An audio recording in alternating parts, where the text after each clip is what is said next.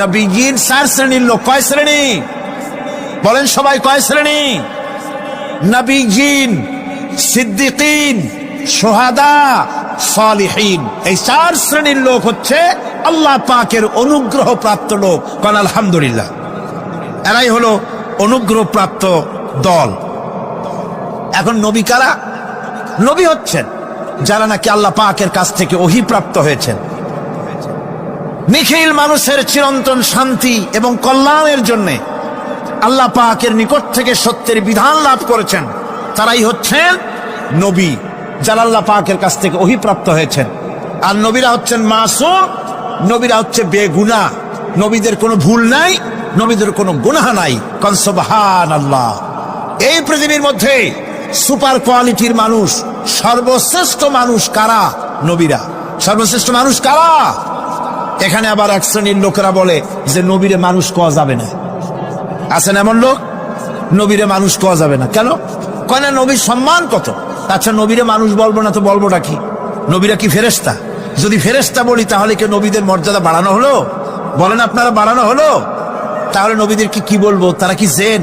যদি জেন বলি তাহলে তাতে কি মর্যাদা বাড়বে? সবচাইতে মর্যাদা বেশি কার? মানুষের। সুতরাং এক শ্রেণীর লোকেরা খামোখাই আলেম নামধারী লোক, অথচ নবীকে মানুষ বলতে রাজি না।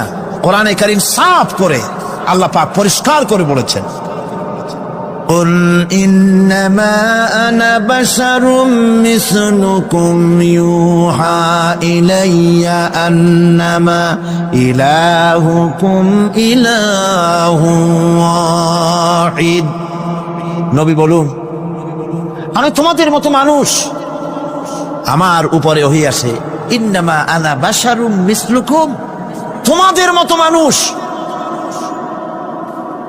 একটু ভালো করে বিষয়টা বোঝেন। আরো বলেছি আমি, আজকে আবার স্মরণ করায় দেই।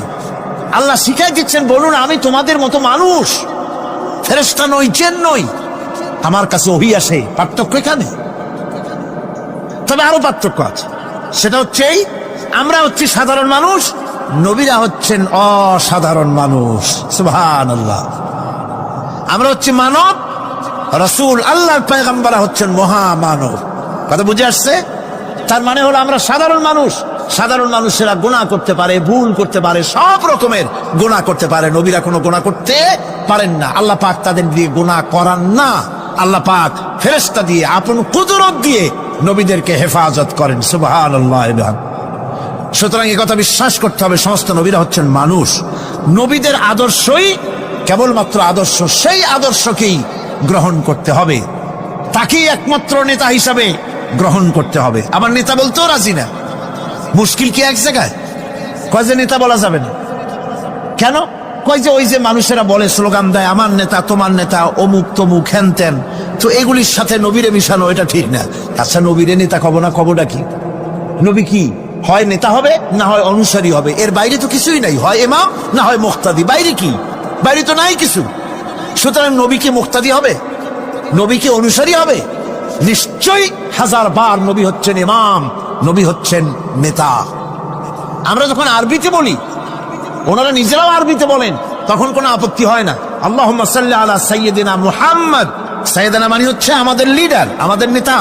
সাইয়্যিদিনা যখন বলে তখন আপত্তি করে না, কিন্তু আমাদের নেতা বললেই আপত্তি করেন। বাংলা ভাষা, বাংলাদেশি মানুষ হইয়া বাংলা ভাষার প্রতি এই গভীর জ্ঞান দেখলে দুঃখই হয়। বন্ধুগণ, মনে রাখতে হবে, নবী হচ্ছেন মাসুম, বেগুনাহ এবং নেতা। আর মুহাম্মদ সাল্লাল্লাহু আলাইহি ওয়াসাল্লাম হচ্ছেন বিশ্ব নেতা, এটা কোনো সন্দেহ নাই। এই নবীর অনুসরণ করতে হবে। সিদ্দিকিন হচ্ছে সত্যকে যারা উদার, উন্মুক্ত, অকুণ্ঠ চিত্তে, দ্বিধাহীন ভাবে যারা গ্রহণ করেছে, এর বিপরীত যারা করেই নাই, তারাই হচ্ছেন সিদ্দিকিন। হযরতে, যেমন একটা দৃষ্টান্ত, হযরতে আবু বকর সিদ্দিক রাদিয়াল্লাহু তাআলা আনহু, মেরাজ থেকে হুজুর ফিরে এসেছেন সকালবেলায়, ফজরের নামাজ পড়ে বসেছেন কাবা শরীফে, তিনি বসে আছেন। তো তখন আবু জাহেল এসে বলছে, মুহাম্মদ সাল্লাল্লাহু আলাইহি ওয়াসাল্লাম, প্রত্যেক দিনই তো নতুন নতুন কথা কও, আজকে কোনো নতুন কথা আছে? হুজুর বললেন, হ্যাঁ নতুন কথা আছে। কি? বলে এই তো শেষ রাত্রে জিবরাইল আসছিল, আমারে নিয়ে গেল বাইতুল মুকাদ্দাসে, জেরুজালেমে গিয়ে নামাজ পড়লাম, ওইখান থেকে মহাকাশ পাড়ি দিলাম, 7 আকাশ পাড়ি দিলাম, সিদরাতুল মুনতাহা গেলাম, আরশে আজিম ভ্রমণ করলাম, আল্লাহর সাথে কথা কইলাম, জান্নাত জাহান্নাম দেখলাম, তারপরে আবার এই আইসা নামাজ পড়িয়া তোমাদের সাথে কথা বলতেছি। আবু জাহেল কয় যে খাইস, যাও মাথাটা একটু ভালো ছিল, এখন তাও সর্বনাশ হয়ে গেছে। কয় মুহাম্মদ সাল্লাল্লাহু আলাইহি ওয়াসাল্লাম, তুমি যা বললা এই কথাটা আমি কি হুবহু মানুষের কাছে বলবো? হুজুর বলছেন অবশ্যই বলো গিয়ে। আবু জাহেল চিন্তা করলো, দিস ইজ দ্য মোমেন্ট, এটাই হলো আসল সুযোগ পেয়ে গেছে মানুষকে বিভ্রান্ত করার জন্য। সবার আগে ছুটে চললো হযরত আবু বকর রাদিয়াল্লাহু তাআলা আনহুর বাড়িতে, যে বলছেন আবু বকর শুনেছো? বলে কি? মুহাম্মদ সাল্লাল্লাহু আলাইহি ওয়াসাল্লাম এইরকমের কথা বললো, বেচারার মাথাটা যাও ভালো ছিল শেষ। হুজুর বলছেন আবু জাহেল আমার রাসূল কি এরকম বলেছেন? আবু জাহেল বলছে আমার নিজ কানে শুনে আসলাম, এখনো তিনি সেখানে বসা। হযরত আবু বকর বলেন, আবু জাহেল আমার আল্লাহর নবী তিনি যদি এরকম কথা বলে থাকেন তাহলে আমি কোন সন্দেহ পোষণ করি না, অবশ্যই আল্লাহ রাব্বুল আলামিনের হাবিব যা বলেছেন তা সত্য। হযরত আবু বকর রাদিয়াল্লাহু তাআলা আনহু মসজিদে হারামে আসলেন, হুজুরকে জিজ্ঞেস করলেন, হুজুর আবু জাহেল আমাকে এই সব কথা বললো, এগুলি কি ঠিক? হুজুর বললেন হ্যাঁ। তিনি ঘটনা বয়ান করলেন। হযরত আবু বকর বললেন, হে রাসূল আপনি যা বলেছেন সত্য বলেছেন, আপনার মেরাজ ঠিক হয়েছে, সঠিক হয়েছে, সন্দেহ নাই। হুজুর বলেন, আবু বকর তুমি তো শুধু আবু বকর নাও, তুমি সিদ্দিক। সত্যকে যারা অকুণ্ঠ চিত্তে দ্বিধাহীন ভাবে যারা সত্যের সামনে মাথা নত করেছে, গ্রহণ করে নিয়েছে, দ্বিমত পোষণ করে নাই, কোন রকমের দুষ্ট বুদ্ধির আশ্রয় গ্রহণ করেনি, উল্টাপাল্টা করেনি, এই সমস্ত মানুষেরই হলো সিদ্দিক। আর এদের দলকেই সিদ্দিকিন বলা হয়। তাহলে নবিয়্যিন, সিদ্দিকিন এনারা হচ্ছেন নেয়ামত প্রাপ্ত। 3 নম্বরে হচ্ছে শুহাদা, সত্যকে যারা সত্যের সাক্ষী দিয়েছে, সত্যের সাক্ষ্যদাতা। সত্য হচ্ছে ইসলাম। সত্য কি? ইসলাম। সত্য হচ্ছে আল্লাহ, সত্য হচ্ছে নবী, সত্য হচ্ছে কোরআন, সত্য হচ্ছে হাদিস।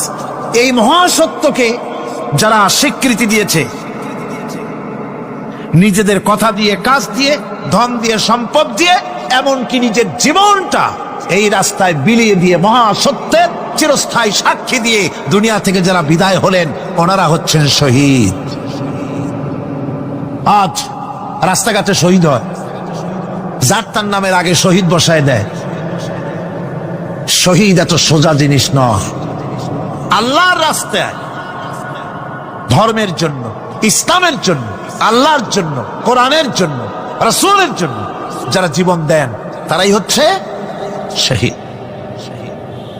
এই শহীদদের মর্যাদা আল্লাহ রাব্বুল আলামিন এত বেশি মর্যাদা দান করেছেন। শহীদদের মর্যাদা আল্লাহ পাক দিয়েছেন, কিয়ামতের দিন শহীদদের কোনো বিচার করা হবে না। আল্লাহ রাব্বুল আলামিন শহীদদেরকে বিনা বিচারে জান্নাত দিয়ে দিবেন। শহীদের বিশাল মর্যাদা, বিরাট মর্যাদা। এই শহীদ শাহাদাতের তামান্না প্রত্যেক মুসলমানের ভিতরে থাকতে হবে। হুজুর বলেছেন, শহীদি মওতের যন্ত্রণা পিঁপড়ায় কাটার যন্ত্রণার চাইতে বেশি কিছু নয়।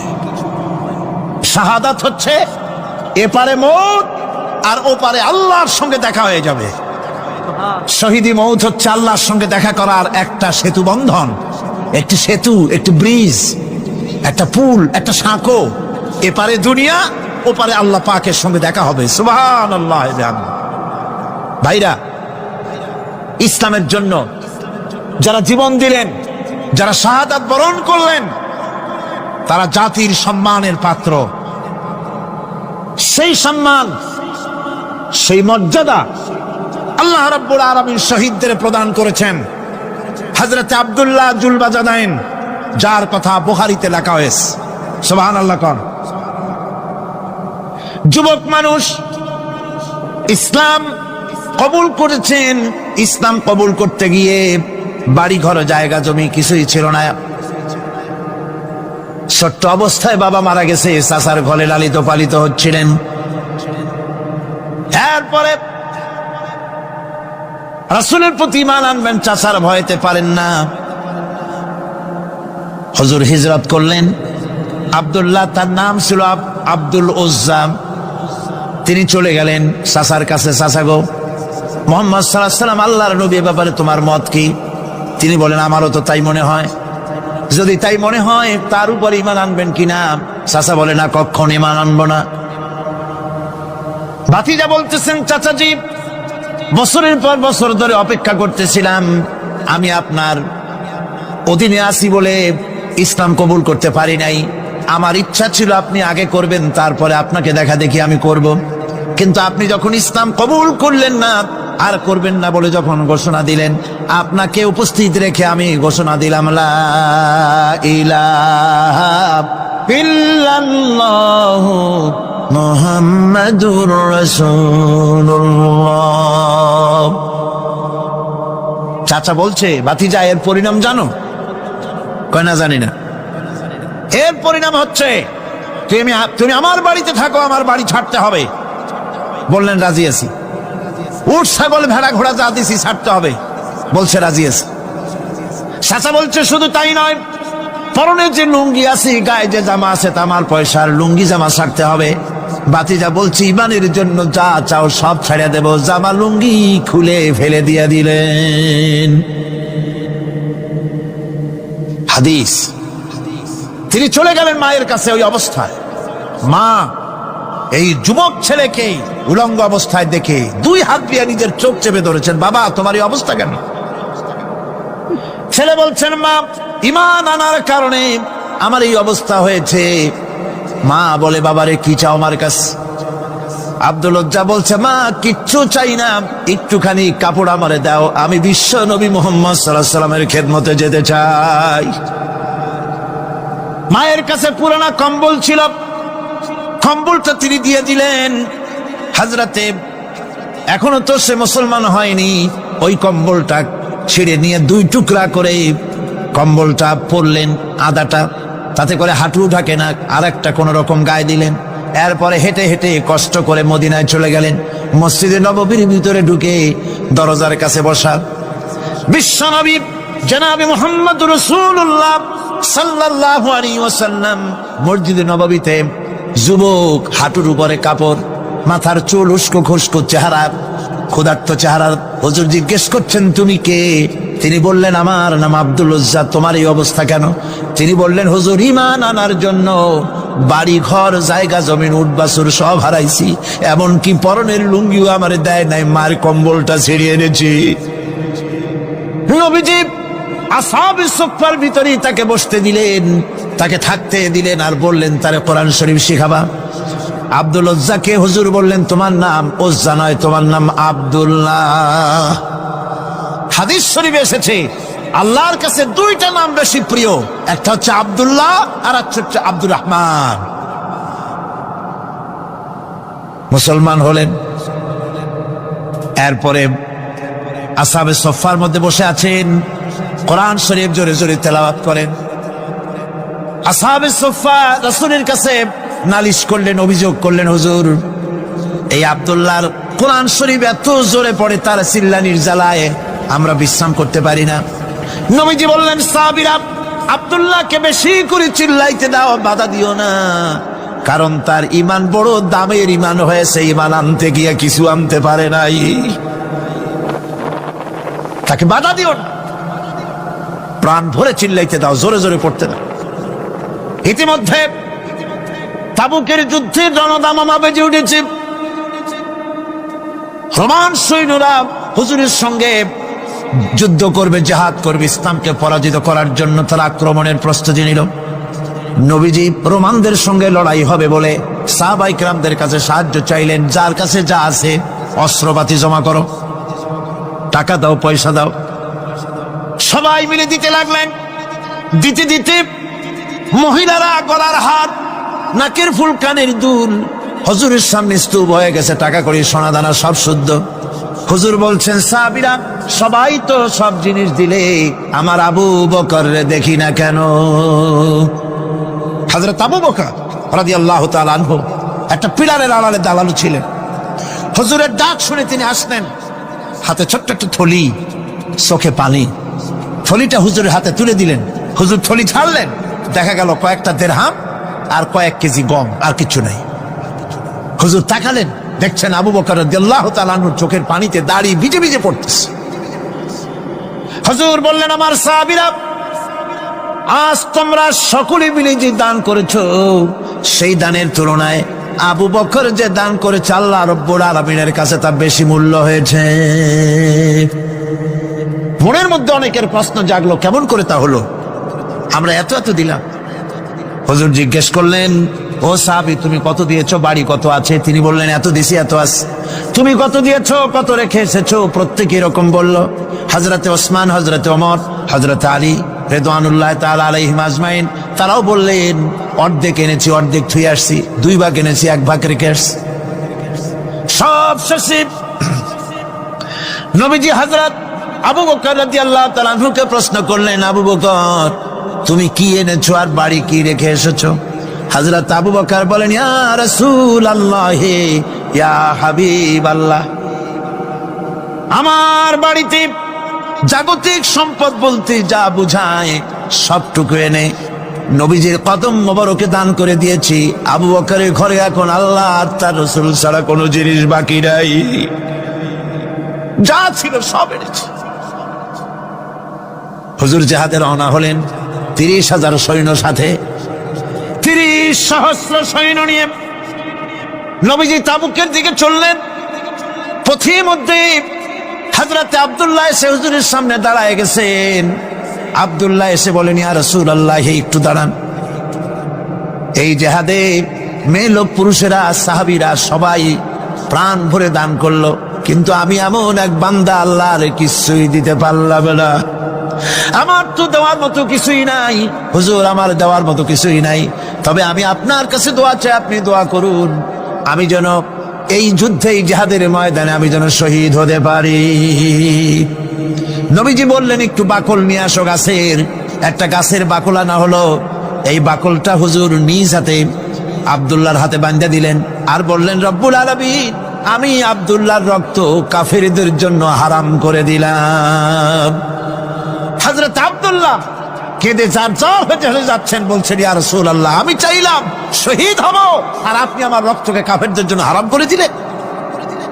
হুজুর বলেন, আব্দুল্লাহ রে, এখন যদি তোমার মৃত্যু জ্বরের ভিতরে হয়, আল্লাহ রাব্বুল আলামিন তোমার শাহাদাত নসিব করে দিবেন। তাবুকের ময়দানে হুজুর চলে গেলেন। কয়েকদিন পরে খবর আসলো হুজুরের কাছে, আব্দুল্লাহ কয়েকদিন জ্বর ভোগ করে আব্দুল্লাহ মারা গিয়েছেন। হুজুর বললেন, তার জানাজার ব্যবস্থা করো, কাফন দাফনের ব্যবস্থা করো। ব্যবস্থা হয়ে গেল। রাতের বেলায় দাফন হবে। একজন লোক কবরের কাছে দাঁড়ায় টিম টিম করে একটা আলো নিয়ে দাঁড়ায় আছে, আর একজন লোক কবরের ভিতরে নেমেছেন। 2 ব্যক্তি লাশ 2 হাতে উঁচু করে নিয়ে আসতেছেন কবরের কাছে। যিনি কবরের ভিতরে দাঁড়ানো, তিনি বলতেছেন, লাশ বহন করে তোমরা যে 2 জন আনতেছো, লাশের সাথে খবরদার বেয়াদবি করো না, তোমাদের ভাইয়ের সঙ্গে আদব করো। এই বলে কবরের ভিতরে যিনি দাঁড়িয়েছিলেন, তিনি লাশটারে ধরলেন। কবরের ভিতরে দাঁড়াইয়া তিনি লাশ ধরেছেন, লাশকে কবরে শোয়াই দিয়েছেন। তিনি আর কেউ নন, তিনি বিশ্ব নবী মুহাম্মদুর রাসূলুল্লাহ। নিজের হাতে হযরত আব্দুল্লাহকে শোয়াই দিলেন। লাশ বহন করে যে 2 জন আনলেন, তার একজন হলেন হযরত আবু বকর, আর একজন হযরত ওমর রাদিয়াল্লাহু তাআলা আনহুমা। আর আলো নিয়ে যিনি দাঁড়িয়েছেন, টিম টিম করে জ্বলতেছেন, তিনি হযরত বেলাল। কবরের ভিতরে হযরত আব্দুল্লাহকে শুইয়ে দিয়ে উপরে মাটি দিয়ে নবীজি কবরের 2 দিকে হাত দিয়া আল্লাহ রাব্বুল আলামিনের দরবারে ফরিয়াদ তুললেন, রব্বুল আলামিন, আমি আজকে সন্ধ্যা পর্যন্ত এই আব্দুল্লাহর প্রতি রাজি ছিলাম, খুশি ছিলাম। আল্লাহ গো, তুমি আব্দুল্লাহর প্রতি রাজি হয়ে যাও। হযরত ইবনে মাসউদ রাদিয়াল্লাহু তাআলা আনহু পাশে দাঁড়ানো ছিলেন। চিৎকার দিয়ে কেঁদে কেঁদে বললেন, আয় আল্লাহ তাআলা, এই কবরের ভিতরে আজকে আব্দুল্লাহর লাশটা না হইয়া যদি আমার লাশ হতো, আমার ভাগ্যটা খুলে যেত। শহীদের মর্যাদা আল্লাহ পাকের কাছে সব থেকে বেশি। এই শহীদের পথ, নিয়ামত প্রাপ্তদের পথ, যারা নিয়ামত পেয়েছে পৃথিবীতে, নবীজিন, সিদ্দিকিন, শুহাদা, এরাই হচ্ছেন নিয়ামত প্রাপ্ত। আল্লাহর রাস্তায় জীবন দেওয়ায় যে মজা, পৃথিবীতে আর কোনো কিছুতে সেই মজা নাই। হযরত ওমর রাদিয়াল্লাহু তাআলা আনহু দোয়া করতেন, আল্লাহুম্মা রযুকনি শাহাদাতান ফি সাবিলিক ওয়াজআল মাউতি ফি বালাদি রাসূলিক। আয় আল্লাহ, তুমি আমাকে শাহাদাতের মত আমাকে দান করো। শাহাদাতের তামান্না প্রত্যেকটি মুসলমানের ভেতরে থাকতে হবে। শহীদ হওয়া যাবে ইসলামের জন্য।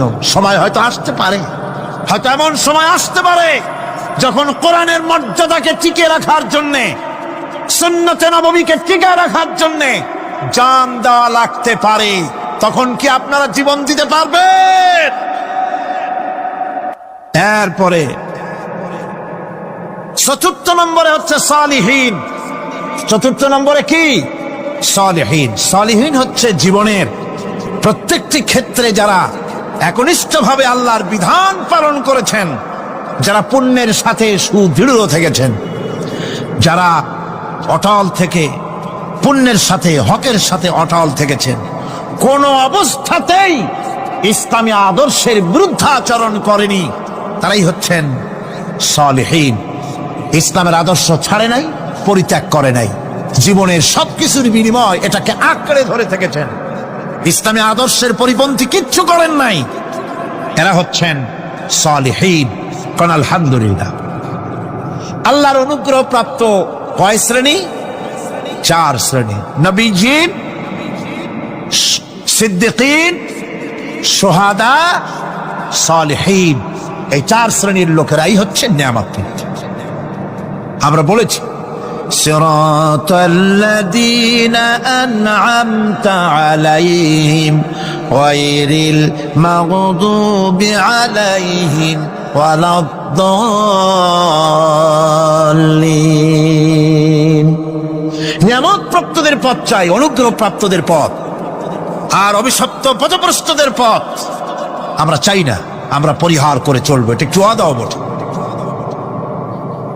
যারা অভিশপ্ত, যারা পথভ্রষ্ট, ওরা কারা? মাগদুব এবং দল্লিন। মাগদুব হচ্ছে অভিশপ্ত, দল্লিন হচ্ছে পথভ্রষ্ট। দুনিয়ার সমস্ত মুফাসসিরিন, মুহাদ্দিসিন সব একমত, মাগদুব হচ্ছে ইহুদিরা। মাগদুব কারা? বলেন না কারা? আর দল্লিন, অভিশপ্ত কারা? খ্রিস্টানেরা। বলেন কারা? একটুখানি জোরে সোরে দরুদ শরীফ পড়েন। সালাতুন ইয়া রাসূলুল্লাহ আলাইকুম, সালামুন ইয়া হাবিবাল্লাহ আলাইকুম। এই পৃথিবীর 1 ইঞ্চি মাটির জন্য, দেখেন না শহরে কি করে, বাড়ির পাশে বাড়ি উঠাইছে, 1 ইঞ্চি জমি ছাড়বে না। হায় হায়। আর একজনের রাস্তা পাক আর না পাক, জমিন ছাড়বো না। অন্যের জমিন দখল করায় কি মজা পায়। হায় হায়। অন্যের জমিন নেওয়ার জন্য পাগল হয়ে যায় মানুষ। দুনিয়াকে ভালোবাসে। 1 কাঠা জমির জন্য, 1 আঙ্গুল জমিনের জন্য মামলা মোকদ্দমা, জজ কোর্ট, হাইকোর্ট, সুপ্রিম কোর্ট, তারপরেও ছাড়ে না। ঠিক না? এই জমিনটা এত ভালোবাসলেন, এত মামলা মোকদ্দমা করলেন, এই জমিনের 1 ইঞ্চিও খেতে পারবেন না, বরং মরে দেখেন জমিন হা করে আপনাকে গিলে ফেলে দেবে। আপনার হাড্ডি গুড্ডি গুস্ত সুদ্ধা মিশে যাবে এই মাটিতে। পৃথিবীকে ভালোবাসে কোনো লাভ নাই। স্ত্রী পুত্র পরিজন যার যতটুকু পাওনা দিবেন, ভালোবাসবেন, কিন্তু মূল ভালোবাসা, কলিজাটা ভরা থাকবে আল্লাহর জন্য। কার জন্য? স্ত্রীর ভালোবাসা স্ত্রীকে দিবেন, মায়ের শ্রদ্ধা, বাপের শ্রদ্ধা, সন্তানের ভালোবাসা আলাদাভাবে দিবেন। আর সব থেকে যিনি ভালোবাসা পাওয়ার দাবিদার, তার জন্য রাতের বেলায় জাগুন, সিজদা দিয়ে কাঁদতে থাকুন। এই চোখ দুটা কে দিছে? এই জিহ্বা কে দিছে? এই কান কে দিয়েছেন? এই সুন্দর শরীর কে দিয়েছেন? বলার তৌফিক, শোনার তৌফিক কে দিয়েছেন? এই হক আদায় করতে গভীর রাত্রে জাগতে হবে, পাইকারি দরে ঘুমায়েন না, একটু জাগুন, শেষ রাত্রে উঠুন, শেষ রাত্রে জেগে প্রেম করুন আল্লাহর সাথে। প্রেম কি ঢোল পিটায় করা যায়? ইনকিলাব, সংগ্রাম, এইসব পত্রিকায় বিশাল হেডিং দিয়ে কেউ প্রেম করে? বিজ্ঞাপন দিয়ে, টেলিভিশনে বিজ্ঞাপন দিয়ে প্রেম করে। প্রেম করে কিভাবে? গোপনে, আর মিলিত হয় নির্জনে। সবচাইতে বড় প্রেমিক হবে নিজে হতে হবে, আর আল্লাহকে সব থেকে বেশি ভালোবাসা দিতে হবে। সেজন্য আল্লাহ রাব্বুল আলামিন বলেছেন প্রেম করার জন্য কিছুটা নির্জনতা প্রয়োজন।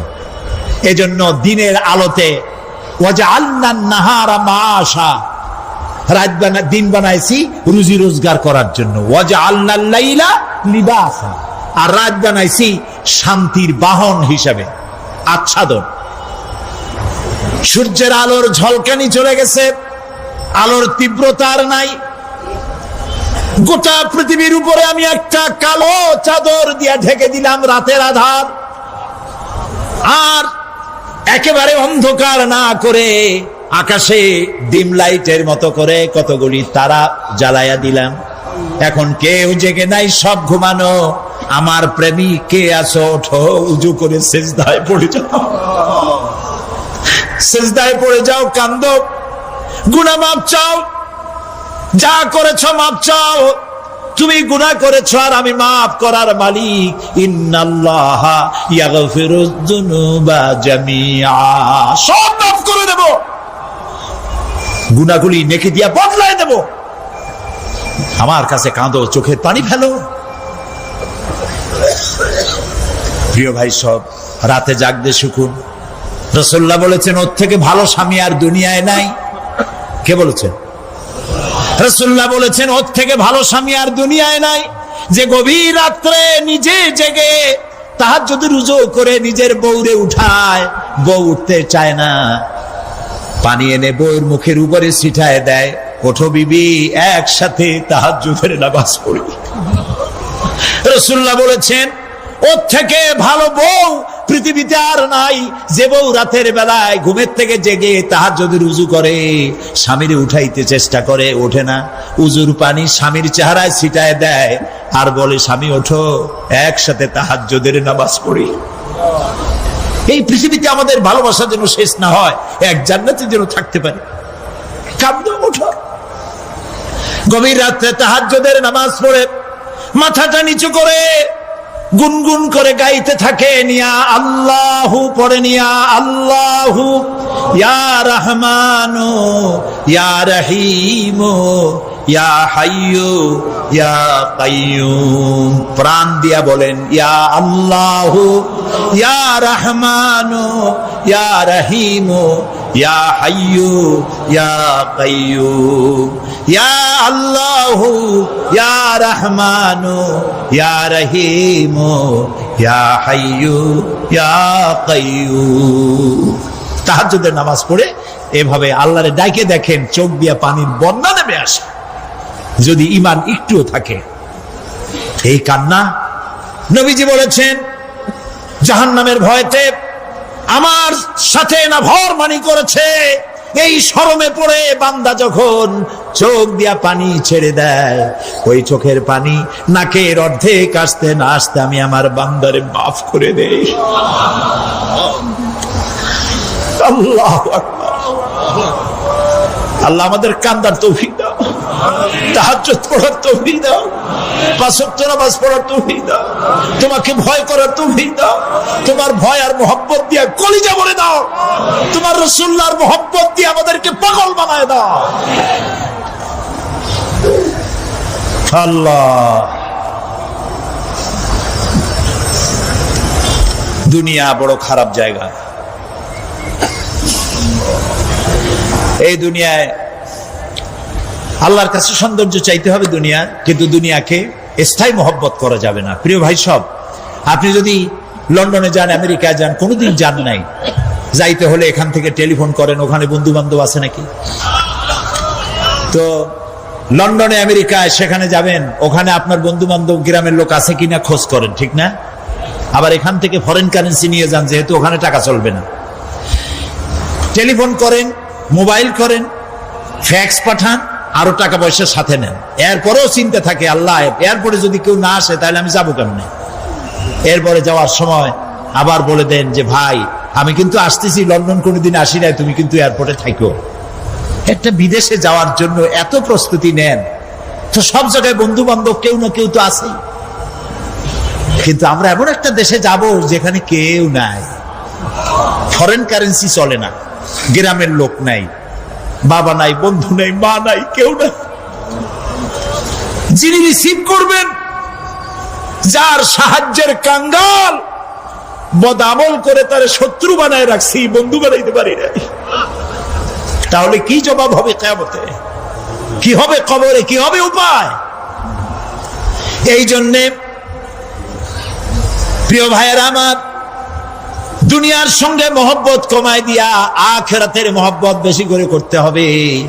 আর দুনিয়ায় যতদিন বেঁচে আছি ততদিন নেক আমল করে মানুষের সাথে সদাচরণ করতে হবে।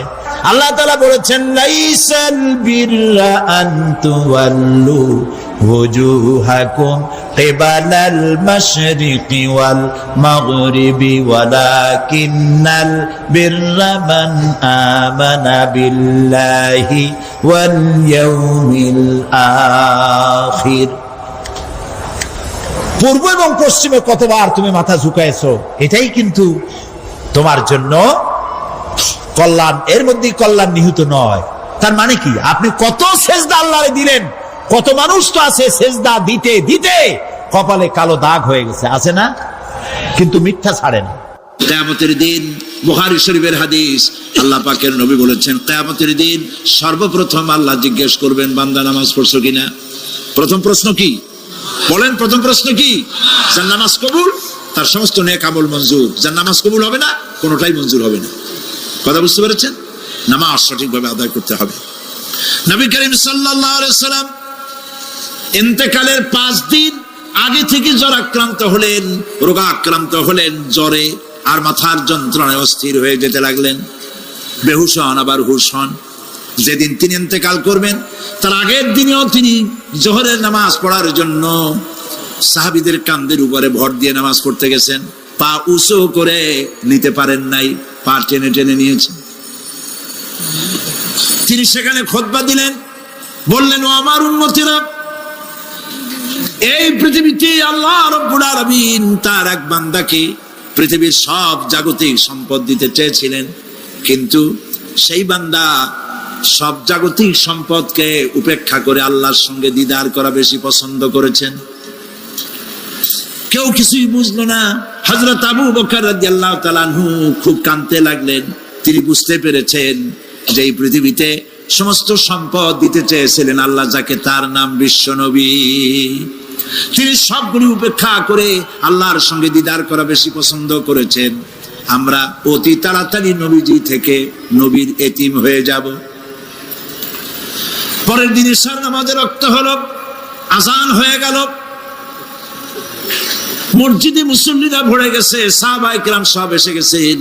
হুজুরের জন্য বহুক্ষণ অপেক্ষা করার পর হযরতে আবু বকর রাদিয়াল্লাহু তাআলা আনহু তিনি ইমামতির জায়গায় দাঁড়ায় গেছেন। নবীজি বেহুশ অবস্থায় ছিলেন ঘরের মধ্যে। হুশ আসার পর তিনি হযরত আয়েশাকে বললেন, আয়েশা, মসজিদে নববীতে এখন কি হতেছে? তিনি বললেন, নামাজ হচ্ছে, লোকেরা আপনার অপেক্ষা করেছে, কিন্তু আপনাকে না পাইয়া দীর্ঘক্ষণ অপেক্ষা করার পর আপনাকে না পেয়ে আমার বাবার ইমামতিতে তারা নামাজ পড়তেছে, কিন্তু মুসল্লিদের মধ্যে কান্নার রোল পড়ে গিয়েছে। তাদের ধারণা হয়েছে নবীজির জায়নামাজে যখন হযরত আবু বকর দাঁড়ায় গেছে, নবীজির পিছনে নামাজ পড়া আর আমাদের কিসমতে হবে না। নবীজি বলছেন, আয়েশা রে, মসজিদে নববীর দিকের দরজাটা খুলে দাও, আমি নামাজের দৃশ্য দেখতে চাই। দরজা খুলে দেওয়া হলো। নবীজি কোন রকম মাথা উঁচু করে মসজিদে নববীতে নামাজের দৃশ্য নিজে অবলোকন করে আবার শুয়ে পড়লেন। হযরত আয়েশা লক্ষ্য করে দেখেন নবীজির চোখের পানি দিয়ে কোনা দিয়া পানি বেয়ে বেয়ে পড়ছে। হযরত আয়েশা প্রশ্ন করলেন, ইয়া রাসূলুল্লাহ, নামাজের দৃশ্য দেখি কাঁদছেন কেন? হুজুর বলেন, আয়েশা রে, এটা কোনো দুঃখের পানি নয়, আমি কাঁদতেছি এই জন্যে, এই নামাজের জামাত কায়েমের জন্য তাইফের ময়দানে অনেক রক্ত ঝরেছে, আবার ওহদের ময়দানে দান দান শহীদ হয়েছে, সাহাবায়ে কেরাম জীবন দিয়েছে। আজ আমি দেখতে পেলাম আমার উম্মতেরা জামাতে নামাজ পড়ছে। আমার ধারণা হলো ভবিষ্যতে কিয়ামত পর্যন্ত আমার উম্মতেরা এইভাবে জামাত বন্দী হয়ে নামাজ আদায় করবে। নবীজি আবার বেহুশ হয়ে পড়লেন। মসজিদে নববী থেকে আজ আর কেউ বাড়ি যায় না, সবাই কান্দে। আজ রাত বোধহয় নবীজি কাটাবেন না। মেয়েরা কাঁদতেছে, সাহাবায়ে কেরাম কাঁদতেছেন, আজওয়াজে মুতাহারাত তারা কাঁদতেছেন।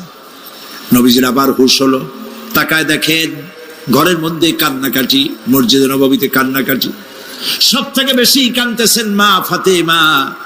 নবীজি হযরত ফাতেমার কান্না দেখে ইশারা করলেন, কাছে আয়। হযরত ফাতেমা রাসূলের কাছে গেলেন। নবীজি কানে কানে কি যেন বললেন, কান্নাটা বন্ধ হয়ে গেল। হযরত আয়েশা জিজ্ঞেস করলেন, মা তোমার আব্বা তোমার কানে কি বললো আর কান্না বন্ধ হয়ে গেল? হযরত ফাতেমা বলে, আম্মাজি আমার আব্বা আমাকে বললেন, মা ফাতিমা তোমার কান্না আমার বরদাস্ত হয় না, কেঁদো না। আমি মৃত্যুর পরে সকলের আগে তোমার সাথে আমার দেখা হয়ে যাবে। হযরত ফাতেমা বলছেন, আম্মাজি আমি বুঝতে পেরেছি আমার আব্বার এই কথার অর্থ কি। নবীজির ইন্তেকালের পরে আত্মীয় স্বজনের মধ্যে সবার আগে আমার মৃত্যু হবে, আর আমার পিতার সাথে আমি মিলিত হতে পারবো। রাত যখন শেষ হয়ে এলো, নবীজির হুঁশ হয়েছে। তাকায় দেখেন হযরত জিবরাইল দাঁড়ানো। হযরত জিবরাইল নবীজির চেহারা মোবারকের দিকে তাকায় বলেন, আসসালামু আলাইকা ইয়া রাসূলুল্লাহ। আল্লাহ আপনাকে সালাম বলেছেন, আর আল্লাহ পাক জানতে চেয়েছেন আপনার মুখে আপনি কেমন আছেন। আল্লাহ জানেন আপনার অবস্থা কি, তারপরেও আপনার মুখে শুনতে চেয়েছেন আপনি কেমন আছেন। নবীজি বলছেন, জিবরাইল বড় কষ্টে আছি, বড়ই যন্ত্রণা, বড়ই কষ্ট। হযরত জিবরাইল বলছেন, ইয়া রাসূলুল্লাহ আজকে এক নতুন ফেরেশতা আমি সাথে করে নিয়ে এসেছি। এই ফেরেশতা পৃথিবীর কোন নবী অথবা কোন মানুষের কাছে যাওয়ার জন্য অনুমতি চায় না। আজ আপনার কাছে অনুমতি ভিক্ষা চায় কাছে আসার জন্য।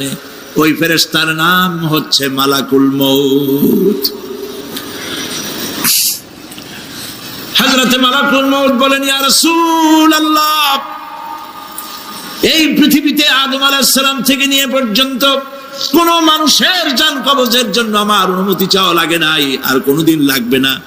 আজ আমি আসার সময় আল্লাহ বলেছেন আপনার জান কবজের জন্য আমি যেন আপনার কাছে অনুমতি ভিক্ষা চাই। নবীজি বলছেন, আমি যদি অনুমতি না দেই তো কি হবে? হযরত মালাকুল মউত বলছেন, ইয়া রাসূলুল্লাহ অনুমতি যদি না দেন আমি ফেরত চলে যাব, আমাকে সেভাবেই বলা হয়েছে। হযরত জিবরাইল বলেন, ইয়া রাসূলুল্লাহ আল্লাহ রাব্বুল আলামিন আপনার দিদারের ইন্তজার করতেছে।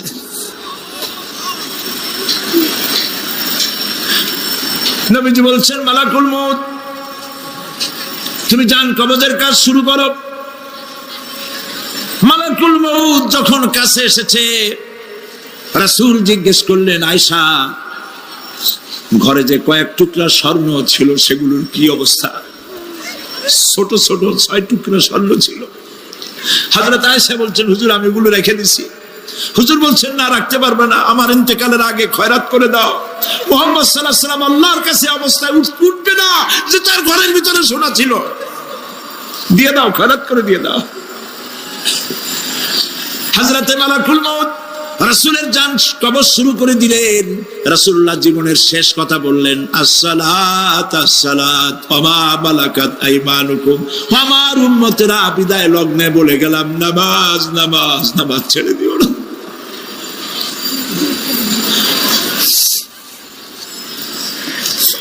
প্রিয় ভাইরা, নবী করিম সাল্লাল্লাহু আলাইহি ওয়াসাল্লাম জীবনের শেষ কথা বলে গেছেন নামাজ। সেই নামাজে আমাদের যত সব অবহেলা, স্ত্রীকে নামাজ পড়ান, বউকে নামাজ পড়ান, ছেলে মেয়েকে নামাজ পড়ান। দোকানদার ভাইরা যখন আজান হয়ে যাবে দোকান বন্ধ করে দেন, আপনি আপনার কর্মচারীরা নামাজ পড়তে যান। যতটুকু সময় নামাজ পড়তে গেছে এই সময় বিক্রি করলে যা লাভ হইতো এরপরে বিক্রি করলে আল্লাহ 10 গুণ বেশি বরকত দিতে পারেন। পারেন কিনা? পারেন কিনা? পারেন। আল্লাহর বিশ্বাস করেন, আল্লাহ আপনার বরকত দিবে। আপনার কর্মচারী, দোকানদারে, বাড়ি ঘরে স্ত্রী পুত্র পরিজন যারা আছে সবাইকে নামাজি বানাবার জন্য চেষ্টা করেন। নামাজ, রোজা ইত্যাদি করুন। মিথ্যা বলবেন না, ওজনে কম দিবেন না, খাদ্যে ভেজাল দিবেন না, ঘুষ খাবেন না, ঘুষ দিবেন না, মানুষের উপর অত্যাচার করবেন না, কাউকে কষ্ট দিবেন না, মানুষ যেন আপনার ব্যবহারে কষ্ট না পায়। আল্লাহ পাক বলেছেন ওয়াকুলু লিন্নাসি হুসনা, মানুষের সাথে সুন্দর সুন্দর কথা কও। নবী করিম সাল্লাল্লাহু আলাইহি ওয়াসাল্লাম বলেছেন মানুষের সাথে যদি হাসি মুখে কথা বলো একটা সদকা দেওয়ার সমান সওয়াব হয়ে যাবে। মানুষকে ভালোবাসো, গরিবদের ভালোবাসো, তাদের অর্থ করি দাও, পয়সা করি দাও, তোমার যা আছে দিতে থাকো। কুয়ার পানি যত উঠাবেন তত কুয়ার পানি ভালো থাকবে, আর পানি উঠাবেন না কুয়ার পানি পচে যাবে।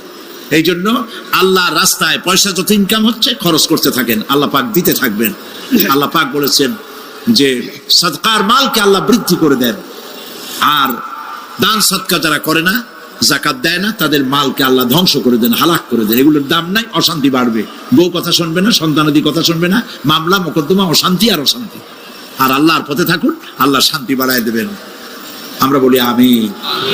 প্রিয় ভাই সব, আমি কিছু আলোচনা আজকে আল্লাহ পাক যা করাইছেন এগুলি যেন আল্লাহ আমারে আমল করার তৌফিক দেন। আমি মাঝে মধ্যে ভয় পাই, একদিন তো এই খবর নিশ্চয়ই হবে যে সাইদি বিদায় হয়ে গেছে। সেদিন খালি হাতে যেন আল্লাহর কাছে না যাই, আমি যেন আসামি না হই যে আমি যা বলছি মানুষকে 40 বছর একটানা যা বললাম আমি নিজে আমল করতে পারি নাই।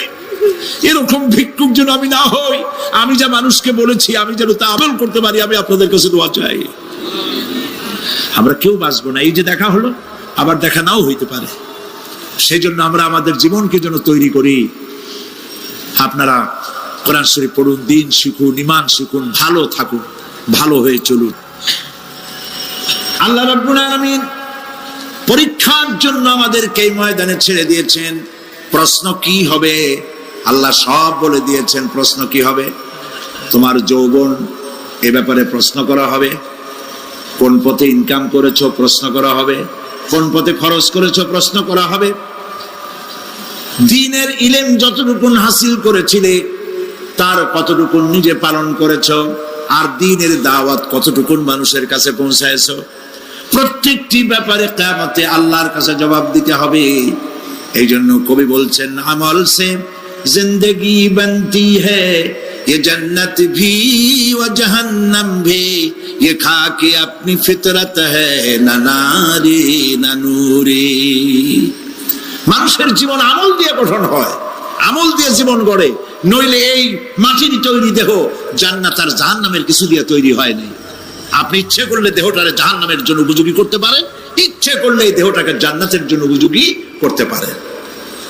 এটি আপনার ইখতিয়ারে আল্লাহ দিয়েছেন, আপনাকে বাধ্য করা হয় নাই যে সেজদা না দিলে ফেরেশতা এসে ঘাড়ের উপরে পিটাবে, সুদ ঘুষ জেনা করলে পরে ঠ্যাং পিটায় ভেঙে দেওয়া হবে না। আপনি বাধ্য নন। আপনি সম্মানিত জীব, আল্লাহ সম্মানিত প্রাণী আল্লাহ পাকের, সেই জন্য মানুষকে বাধ্য করা হয় নাই। অটোনোমাস বডি, অটোনমি দেওয়া হয়েছে, আপনাকে স্বাধিকার দেওয়া হয়েছে। চন্দ্র সূর্যের ব্যাপারে স্বাধিকার দেওয়া হয় নাই। রাত এখন 7:35, সূর্যের বাপেরও ক্ষমতা নাই বাংলাদেশে এখন উকি মারে, ঠিক কিনা? সে এখন আমেরিকায় রোদ দিচ্ছে, তাপ দিচ্ছে আমেরিকায়। ওকে নির্ধারণ করা হয়েছে যেভাবে, সেইভাবেই করতে হবে। পানি বলেন, পাহাড় বলেন, পাখি বলেন, চন্দ্র বলেন, গ্রহ বলেন, নক্ষত্র বলেন, সব জিনিস বাই হুক অ্যান্ড ক্রুক আল্লাহর হুকুম মানতে বাধ্য। কোরআনে কারীমে আল্লাহ পাক বলেছেন أفغير دين الله يبغون وله أسلم من في السماوات والأرض طوعا وكرها। আল্লাহর দেওয়া জীবন ব্যবস্থা ছেড়ে দিয়ে তোমরা কি অন্য কোনো মতবাদ তালাশ করো? ওয়ালাহু আসলামা মান ফিস সামাওয়াতি ওয়াল আরদ, অথচ আকাশে যা আছে জমিনে যা আছে সব আনুগত্যের মস্তক আমার সামনে অবনত করে দিয়েছে। সুবহানাল্লাহ। মানুষকে আল্লাহ পাক ইখতিয়ার দিয়েছেন, ইচ্ছে করলে মাহফিলও আসতে পারেন, ইচ্ছে করলে সিনেমাও ঢুকতে পারবেন, অসুবিধা নেই। অসুবিধার জন্য কিয়ামত, ওখানে হিসাব হবে। এখানে আপনি সূর্য চন্দ্র ফেরেশতারও কোনো মাজাল নাই, কোনো ইখতিয়ার নাই আল্লাহর হুকুমের বাইরে কিছু করে। আল্লাহ যা করতে বলেছেন তাই করতে হবে, এর বাইরে এক চুলও নড়তে পারবে না। কিন্তু মানুষেরা করতে পারবে। মানুষ ইচ্ছে করলে নামাজ রোজা ছাড়তে পারে, ইচ্ছে করলে আল্লাহর অমান্য করতে পারে। এটা তার বিচারের জায়গা না, এটা হলো পরীক্ষার জায়গা। এটা কিসের জায়গা? পরীক্ষার জায়গা। এখানে আপনি কামাই করলে ওখানে কিছু পাবেন, এখানে কামাই না করলে কিছু পাবেন না। আরো সোজা করে বলি, কোন কৃষক, যে কৃষক আষাঢ় মাসে শ্রাবণ মাসে জমিন চাষ করে না, পৌষ মাসে তার গোলায় ধান আসবে? কথা বোঝেন নাকি বুঝেন না? পৌষ মাসে গোলায় ধান আসবে? কোনো পাগলেও বলবে না যে তুমি তো চাষই করো নাই, তুমি তোমার জমিনের ফসল তোমার ঘরে আসবে কেন? কাজী এই দুনিয়ায় পরীক্ষা দিলে এখানে রেজাল্ট হয়, এখানে গাছ লাগাইলে এখানে ফল দেয়।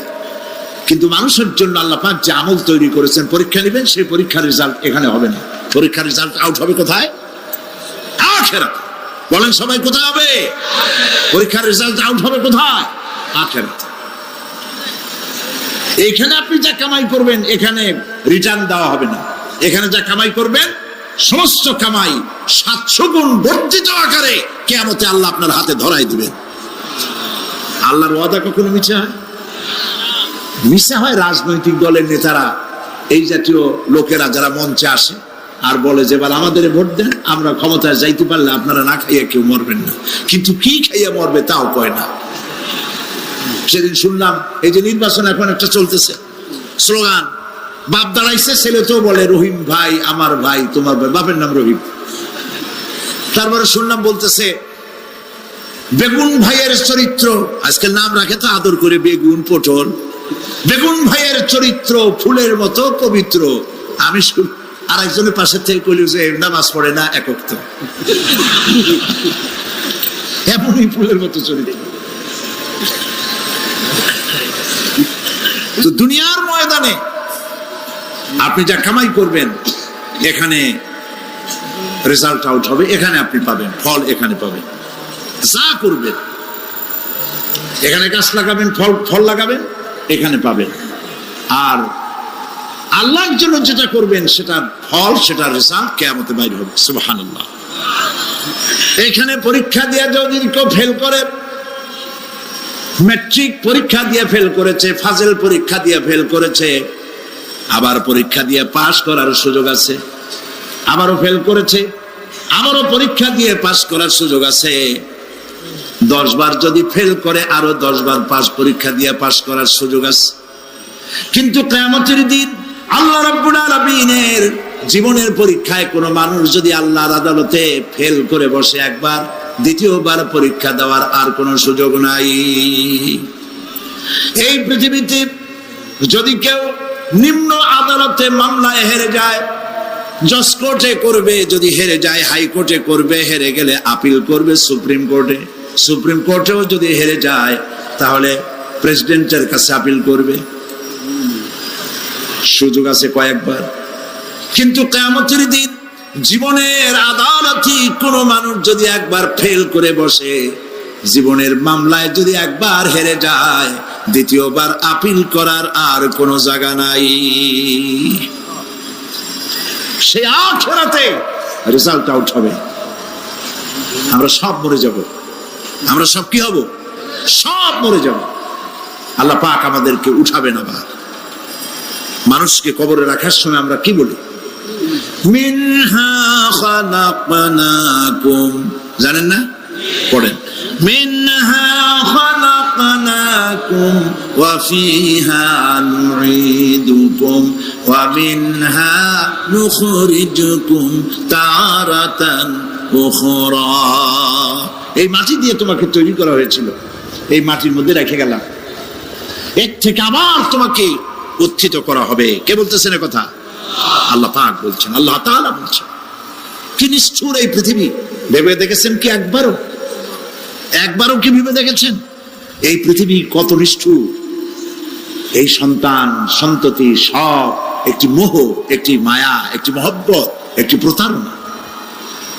যে বইয়ের জন্য হারাম ইনকাম করেছেন, যে সন্তানদের জন্য হারাম ইনকাম করেছেন, জান দিলেন, রক্ত দিলেন, জীবন দিলেন, সারা রাত কষ্ট করেছেন, দৌড়দৌড়ি করেছেন, যখন মরে গেলেন, যে বাচ্চাটা আপনি করে না দিলে কলিজা ঠান্ডা হয় না, সেই বাচ্চা বলবে, মাকে বলবে, মা বাপের লাশ যে রুমে আছে আমার সেখানে নিও না, আমার ভয় করে।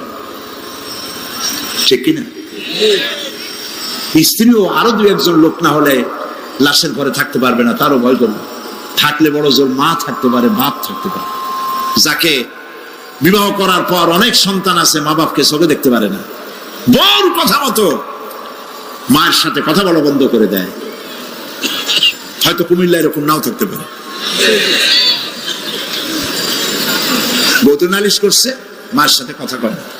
আবার বলে এই বুড়িটা মরে না কেন? নাউজুবিল্লাহ, নাউজুবিল্লাহ। বুড়িটারে মরার কথা বলতেছো তুমি? তোমার ছোট্টবেলায় যখন তোমার টাইফয়েড হয়েছিল, অসুখ করেছিল, গরিব বাবা, বাড়িতে ল্যাপ নাই, খাতা নাই, তোষক নাই, সেই জায়গায় মা তার কাপড় বিছায় দিয়া, বুকের উপরে নিজের শরীরের উষ্ণতা দিয়া বাঁচায় রাখার চেষ্টা করেছে, নিজে না খেয়ে খাওয়াইছে, অসুখ সারে না। মা ওই মুমূর্ষ বাচ্চার সেরানে তার মাথার কাছে বসে তাহাজ্জুদের নামাজ পড়ে কোরআন শরীফ তেলাওয়াত করে, চোখ দিয়া পানি পড়ে আর বলতে তাকে, রব্বুল আলামিন আমার জীবনটারে দিয়া আমার কলিজার টুকরা সন্তানটারে বাঁচাইয়া দাও। যেই মা নিজের জীবন দিয়া সন্তান বাঁচাইতে চাইলো, সেই সন্তান আজকে বউ পাইয়া মাকে ভুলে যায়, মায়ের সাথে খারাপ ব্যবহার করে। আল্লাহ রাব্বুল আলামিন বলেছেন, মা বাবার সঙ্গে খারাপ ব্যবহার করো না, ভালোবাসায় কথা বলো। ওয়াকুল লাহুমা কাওলান কারীমা, সম্মান সূচক কথা বলো। মা বাবার জন্য দোয়া করো আমার কাছে। কে বলতেছে? আল্লাহ তাআলা বলছেন দোয়া করো আমার কাছে এই ভাষায়, রব্বিরহামহুমা কামা রাব্বায়ানি সাগীরা। পড়েন সবাই, রব্বিরহামহুমা কামা রাব্বায়ানি সাগীরা। আয় আমার রব, আমার মা বাপ যেমনে ছোটবেলায় আমাকে অত্যন্ত যত্ন করে লালন পালন করেছে, আল্লাহ তাআলা তুমি দয়া করে আমার মা বাপকে তোমার রহমতের করে লালন পালন করো। সুবহানাল্লাহ। প্রত্যেক নামাজের পর সকলে এই দোয়া পড়বেন, মনে থাকবে? মনে থাকবে? প্রিয় ভাই সব,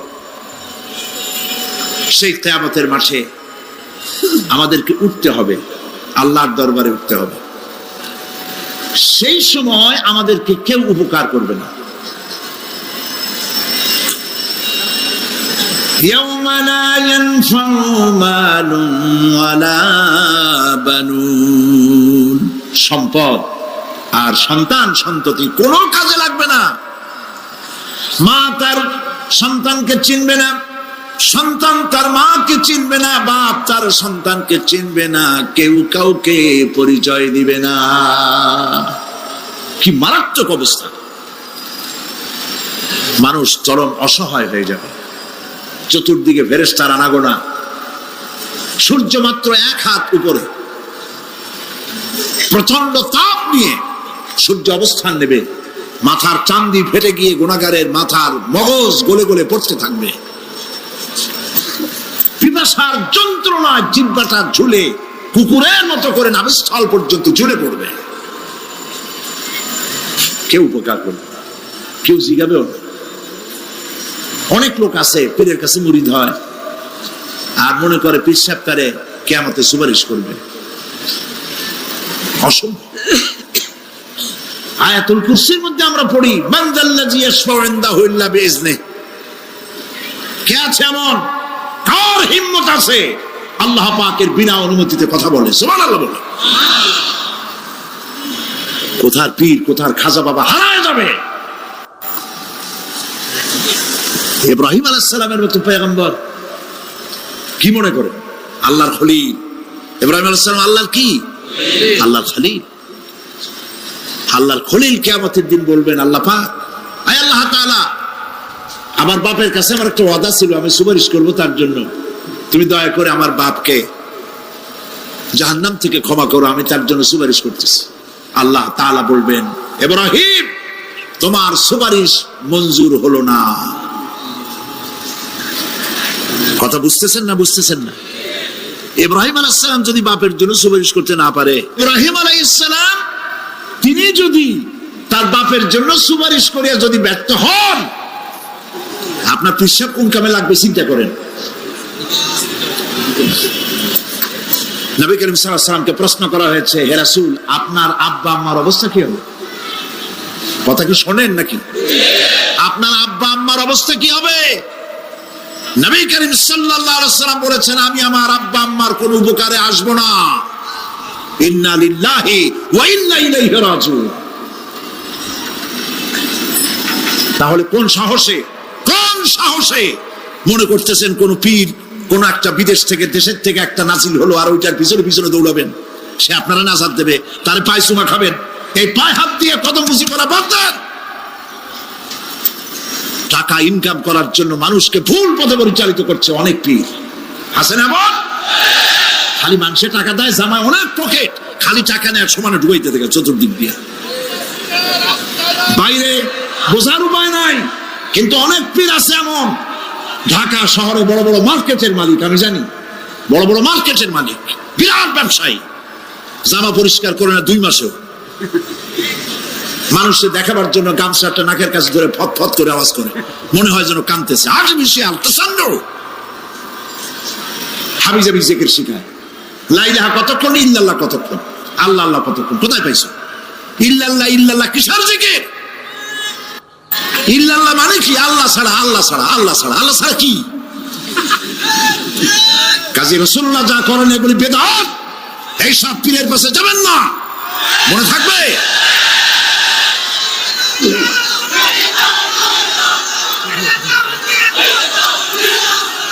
প্রিয় ভাই সব, কিয়ামতের দিন আপনার আমল, একমাত্র আমল আপনাকে বাঁচাইতে পারবে। এই কোরআন শরীফে আল্লাহ পাক বলেছেন, ইয়া আইয়ুহাল্লাযীনা আমানু আবতাগু ইলাইহিল ওয়াসিলা, হে বিশ্বাসীরা ওসিলা ধরো। ধুরন্ধর এক শ্রেণীর লোকেরা এর অর্থ করেছে পীর ধরো। দুনিয়ার কোন তাফসীর, যত মুফাসসির পৃথিবীতে জন্মগ্রহণ করেছেন, কোন মুফাসসির এটা বলেন নাই আবতাগু ইলাইহিল ওসিলার মানে হলো পীর ধরো। বরং সমস্ত তাফসীর মুহাক্কিকিন বলেছেন আবতাগু ইলাইহিল ওসিলা আয় আমলে সালেহ, নেক আমলের ওসিলা ধরো। সুবহানাল্লাহ, নেক আমলের ওসিলা ধরো। প্রিয় ভাই সব, ধান্দাবাজি ছাড়তে হবে। কিয়ামতের দিন মানুষ একেবারে অসহায় হয়ে যাবে, কেউ সাহায্য করবে না। সেই দিন প্রশ্নপত্র সামনে আসবে, আমলনামাগুলি বেঈমানের পিছন দিক থেকে বাম হাতে আসবে, আর ইমানদারের সামনে থেকে ডান হাতে আসবে। আমলনামা হাতে পাওয়ার সঙ্গে সঙ্গে বেঈমান বুঝে ফেলবে তার জায়গা কোথায়, কলিজা তখন গলার কাছে চলে আসবে। সত্য ছিল একসাথে। মনে করেন এই মাহফিলের মধ্যে, মনে করেন এখানে সন্ত্রাসী আছে, খুনি আছে, ওয়ান্টেড, মোস্ট ওয়ান্টেড আসামি এর মধ্যে আছে, ধরা যাচ্ছে না।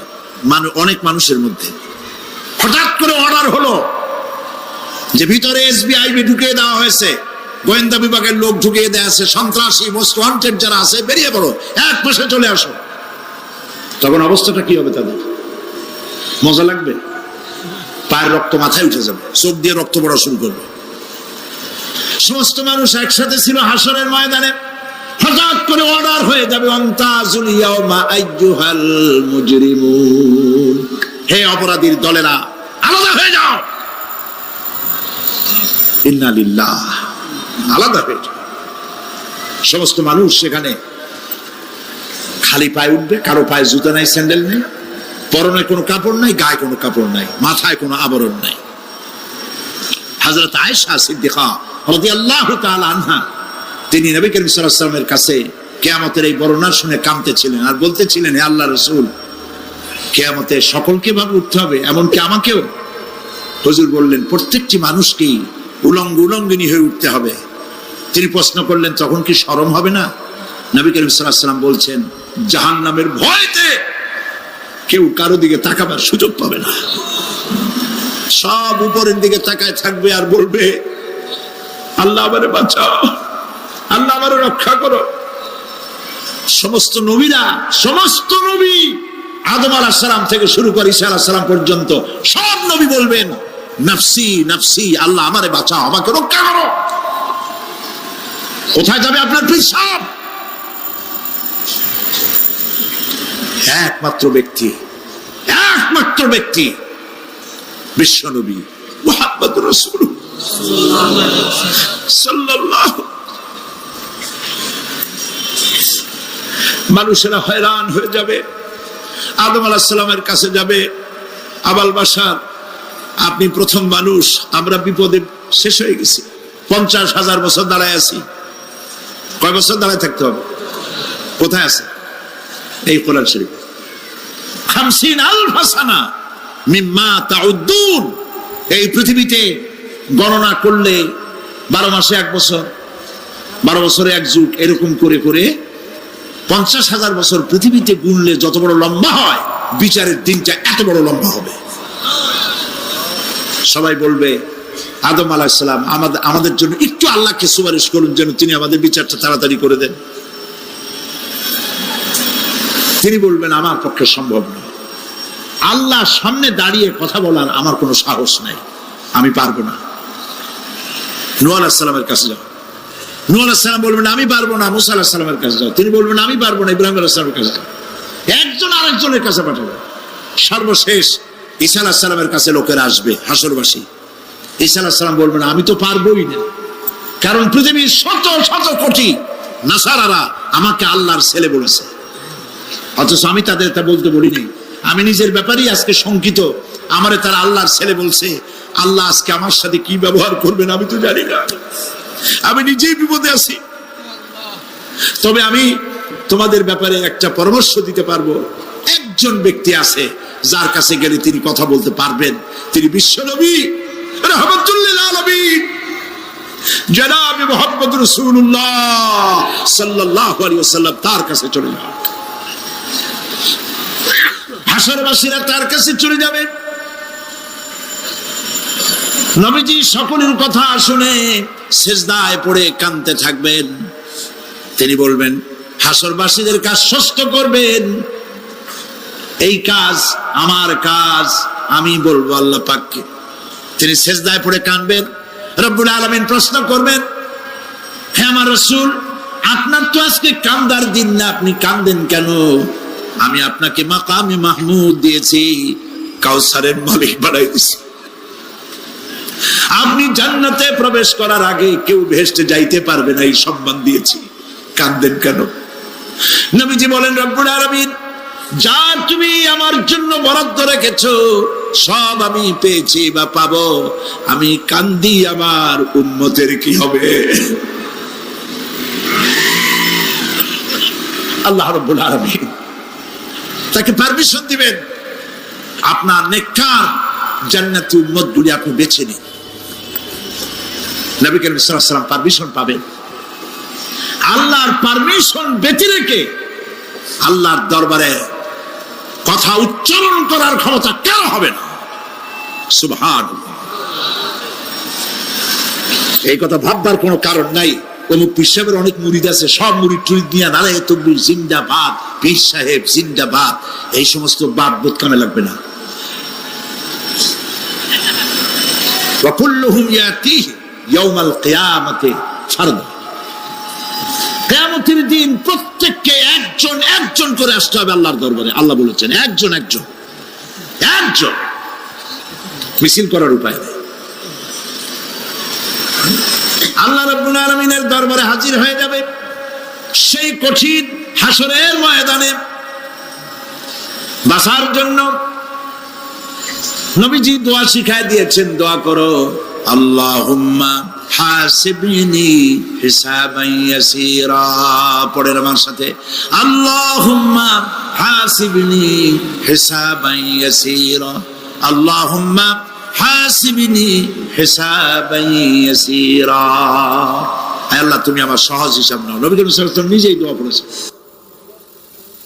চিন্তা করেন, আল্লাহ পাক নিজে, আল্লাহ তাআলা তিনি নিজে প্রশ্ন করবেন এবং পাপগুলি দেখাই দেবেন, এই সব পাপ করছো।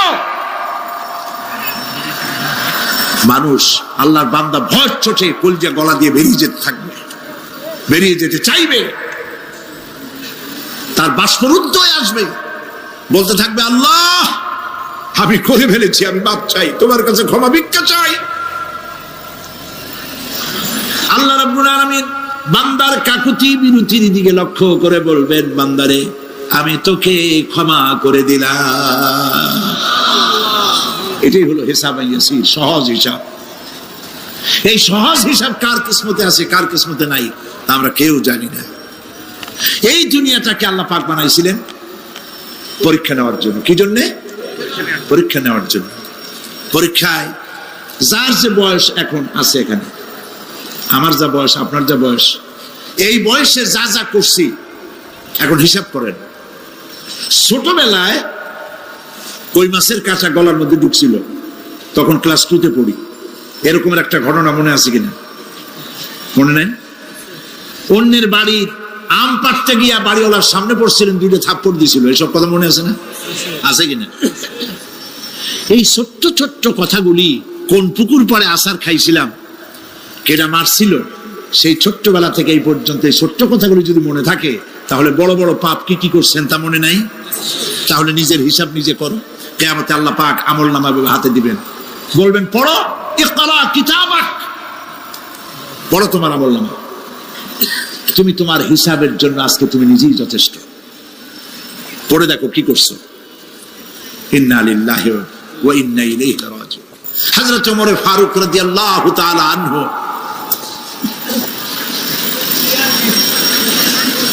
তিনি একবার অন্ধকার রাত্রে যাচ্ছিলেন, পিছনে ছিল অনেক লোকজন ছিল। হাঁটতে হাঁটতে তিনি প্রশ্ন করলেন, আচ্ছা তোমাদের মধ্যে কি কেউ আছে এমন বলতে পারো যে কোরআন শরীফের মধ্যে সব থেকে হতাশাব্যঞ্জক আয়াত কোনটি? একজন জবাবে বললেন, অন্ধকার, পিছনে অন্ধকারের মধ্যে পিছন থেকে একজন জবাব দিল, ফামান ইয়ামাল মিসকালা যাররাতিন খায়রান ইয়ারা ওয়া মান ইয়ামাল মিসকালা যাররাতিন শাররান ইয়ারা। এর অর্থ হলো, পৃথিবীতে কেউ যদি ছোট্ট একটি পাপ নেকির কাজ করে, সরিষা পরিমাণ নেকির কাজ যদি করে, সেটা দেখতে পাবে।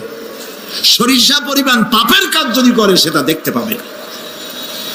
ওমর রাদিয়াল্লাহু তাআলা কাঁদতেছিলেন। কিয়ামতে সব নেকি আর পাপ যা যা করছি সব দেখানো হবে। ইন্না লিল্লাহি ওয়া ইন্না ইলাইহি রাজিউন। আল্লাহ তুমি মাফ করে দাও আমাদেরকে, আমরা বলি আমিন।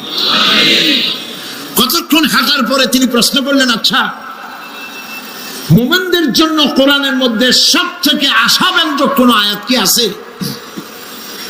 পেছন থেকে আওয়াজ এলো, মুমিনদের জন্য আশাব্যঞ্জক একটি আয়াত আল্লাহ রাব্বুল আলামিন কোরআনের মধ্যে দিয়েছেন, সেটি হচ্ছে লা তাকনাতু মির রাহমাতিল্লাহ। আমার রহমত থেকে, আল্লাহর রহমত থেকে হতাশ হয়েও না, নিরাশ হয়ে যেও না। অর্থ হচ্ছে আমরা পাপ করেছি, আমরা সবাই গুনাহগার কিনা বলেন? স্বীকার করি আমরা সবাই গুনাহগার কিনা? সবাই গুনাহগার। এই গুনাহগার মানুষগুলি যদি গুনায় তওবা করে, গুনার জীবনে করব না তওবা করে কেউ যদি আল্লাহর রহমতের দিকে এক বিঘত অগ্রসর হয়, হাদিসে কুদসির ভিতরে এসেছে, আল্লাহ পাক বলেন আমি আমার ওই বান্দার দিকে এক হাত আগায়া যাই। কোন বান্দা যদি গুনাহ তওবা করে আর যদি গুনাহ না করে আমার দিকে যদি হেঁটে আসে, আমার রহমত বান্দার দিকে দৌড়াইয়া যায়। আল্লাহর গজবের চাইতে রহমত বেশি। বান্দা তোমার গুনাহ যদি আকাশ সমান হয়, আল্লাহর তোমার গুনাহ যদি পাহাড় সমান হয়, আল্লাহর রহমত আকাশ সমান। তোমার গুনাহ যদি আকাশ সমান হয়, আল্লাহর রহমত তার আরশে আজিম ছায়া গেছে। সুবহানাল্লাহ। মাপ চাও, ক্ষমা চাও, তওবা করো, জীবনে গুনাহ আর করবে না। যে ব্যক্তি তওবা করবে, গুনাহ থেকে বাঁচবে, আল্লাহ তাদেরকে রক্ষা করবে। প্রিয় ভাইয়েরা, এই দুনিয়ার জিন্দেগিতে পৃথিবীর মহব্বতে আমরা পাগল হয়ে গেছি। সবাই শুধু টাকা টাকা, টাকা ছাড়া দুনিয়াটা ফাঁকা। দুনিয়া কা মজা লে লো, দুনিয়া তোমারি হ্যায়। খাও দাও ফুর্তি করো, দুনিয়াটা মস্ত বড়। এগুলি শয়তানদের কথা। কাদের কথা? শয়তানদের কথা। আল্লাহ বলেছেন কুলু ওয়া তামাত্তাউ, খা, জব্বার খাও, খা, খার ফুর্তি কর। মাতাউন কালিল সুম্মা মাওয়াহুম জাহান্নাম ওয়া বিসাল মাসির। সামান্য কয়েকদিনের জন্য দালান কোঠা বানাইয়া ফুর্তি কর, এরপরে জায়গা হবে জাহান্নামে। জায়গা হবে কোথায়? জাহান্নামে। প্রিয় ভাইয়েরা, এই দুনিয়া তার দৃষ্টান্ত একটা পরের স্ত্রীর মতো সুন্দরী যুবতী, রূপবতী, স্বাস্থ্যবতী পরের একটা স্ত্রী। এইটারে দেখে আফসোস করে কোনো লাভ আছে? জবাব দেন। যারা কথা বোঝেন তারা জবাব দেন। অন্যের সুন্দরী তরুণী, তন্নী, রূপবতী যুবতী, রূপের ছটায় চতুর্দিকে আলোকিত, এরকম একটা পরের বউ দেখে আফসোস করে কোনো লাভ আছে? ওর তো বিয়ে হয়ে গেছে, তুমি আফসোস করে লাভ কি? গলা দড়ি দিয়ে মরলেও লাভ নাই। এই পৃথিবী একটা সুন্দরী পর স্ত্রীর মতো। একে যত মহব্বত করবেন, আল্লাহর রহমত থেকে তত দূরে চলে যাবেন। আর এই দুনিয়ার উপরে যত লাথি মারবেন, আল্লাহর দিকে তত আগায় যাবেন। খালি টাকা চাই, টাকা টাকা। বাড়ি একটা আছে আরো 6টা চাই, দোকান 5টা আছে আরো 7টা চাই, গাড়ি একটা আছে আর 50টা চাই। এই চাই আর চাই, খাই আর পাই, এই করতে করতে মানুষের জীবন শেষ হয়ে যায়। আহারে, একেবারে খালি হাতে চলে গেল। ইন্ডাস্ট্রি পড়ে থাকলো, বাড়ি পড়ে থাকলো, গাড়ি পড়ে থাকলো, 3খান কাপড় নিয়ে আর চলে গেল গর্তের মধ্যে। আহারে, ছেলে মেয়ে বউ চোখের একটু পানি ফেলাইলো ওই দিন, আর কিচ্ছু না, কবরের মধ্যে রেখে দিল। এখন কবরের ভিতরে ফেরেশতা চলে এসেছে। বেঈমান হয়ে যদি মারা যেয়ে থাকে, ঈমান নিয়ে মরে নাই, বেঈমান হয়ে মারা গেছে, কলেমা মনে আসে নাই,